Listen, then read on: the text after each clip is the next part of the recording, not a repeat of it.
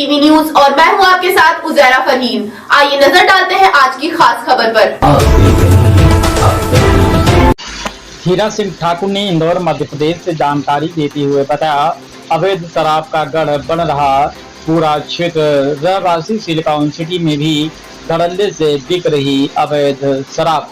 सस्ती शराब शासन को लाखों को लगा रही चूना। स्टिंग ऑपरेशन के दौरान देखने को आ रहा है कि जो क्षेत्र ग्रामीण संस्कृति से पटा हुआ था, वो क्षेत्र अब तेजी से पश्चिमी रंग में डूबने लगा है। जहां शराब मादक पदार्थ का नामो निशान नहीं था, वहां वैद्य के अलावा अवैध शराब का गौरव धंधा चरम पर फल फूल रहा है।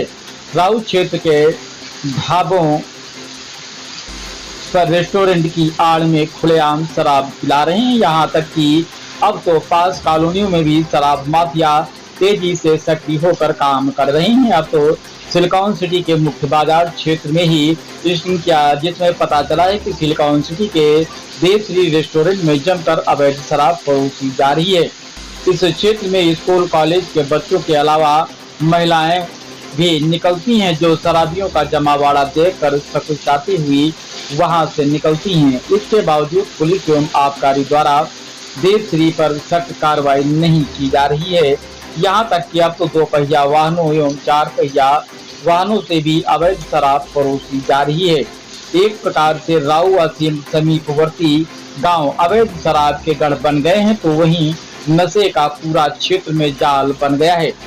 जिन परिवारों के मुखिया अपने नौनिहालों की चिंता नहीं करते हैं, वो नशे का शिकार होकर अपनी जीवन लीला को अल्प समय में ही बर्बाद कर डालते हैं।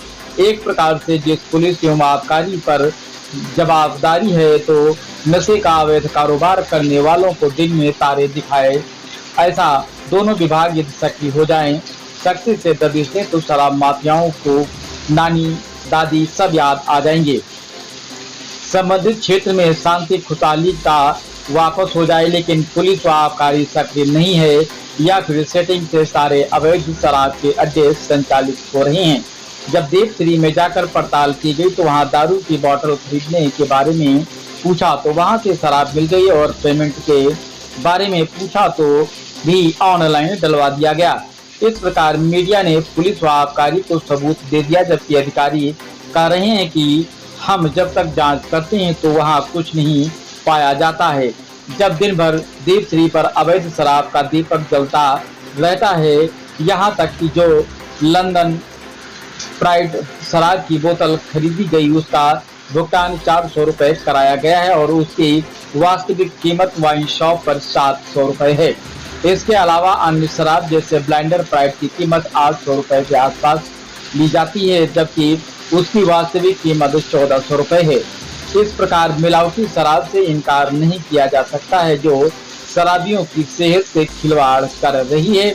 एक प्रकार से शासन को भी लाखों रुपए की शपथ लगाई जा रही है। राव देवश्री होटल पर जो कि टिफिन सेंटर के नाम संचालित की जा रही, जिसमें पुलिस प्रशासन ने शिकायत मिलने के बाद महज खानापूर्ति करके पूर्व में केस बनाकर छोड़ दिया। उसके बाद केवल होटल बंद कर ली और कहा कि वहां से कोई ऐसा कारोबार नहीं होता है, जबकि उसी जगह पर कल गुरुवार के दिन शाम को वहां से शराब की बोतल खरीदी गई, और देखा गया कि वहां शराब कितने कम दामों में बेची जाती है। इसका मतलब है कि यहाँ शराब कहीं ऐसी तो नहीं कि जहरीली बन गई हो। जब इस मामले में आबकारी अधिकारियों से बात करना चाहा, तो वह नंबर ब्लैकलिस्ट कर देते हैं और बात नहीं करते हैं। जब इन शराब माफियाओं से कहते हैं कि यह शराब कहाँ से आती है, तो इनका कहना है कि राव की ही वाइन शॉप से हमारे यहाँ शराब लाकर बेची जाती है, और कहते हैं कि आप शराब बेचो, जो भी होगा हम देख लेंगे। लंबे समय से देखने में आ रहा है कि ये क्षेत्र उड़ता पंजाब बनने की राह पर चल रहा है। आबकारी आंख में मूंद करके अपनी रोटी सेकने के लिए तैयार रहते हैं। इस क्षेत्र में हर गली मोहल्ले में शराब का कारोबार चल रहा है। अब देखना है कि ये होटल दीप कब बंद होगा और कब इसका शराब का कारोबार बंद होगा। इसके बारे में कई बार खबरें चलाई गई हैं, लेकिन आबकारी विभाग छोटा मोटा केस बना करके खाना पूर्ति कर देता है। आइए चलते हैं हमारे संवाददाता के साथ। जो बिना लाइसेंस है उस पर क्या कुछ एक्शन लिए गए हैं आपके द्वारा? उसमें डेली बेसिस पे शाम के समय चेकिंग की जाती है। हमारी पेट्रोलिंग पार्टियाँ घूम रही है, बीट घूम रही है। उसी दौरान शनिवार की रात को 30 तारीख को भी हमें इस प्रकार की गतिविधियों की सूचना प्राप्त हुई थी, जिसके आधार पर राउंड में दीप न्यू रेस्टोरेंट में का भी बयान है महू की विधायक उषा ठाकुर, उन्होंने कहा है कि जिनके पास लाइसेंस है वही शराब बेचेंगे।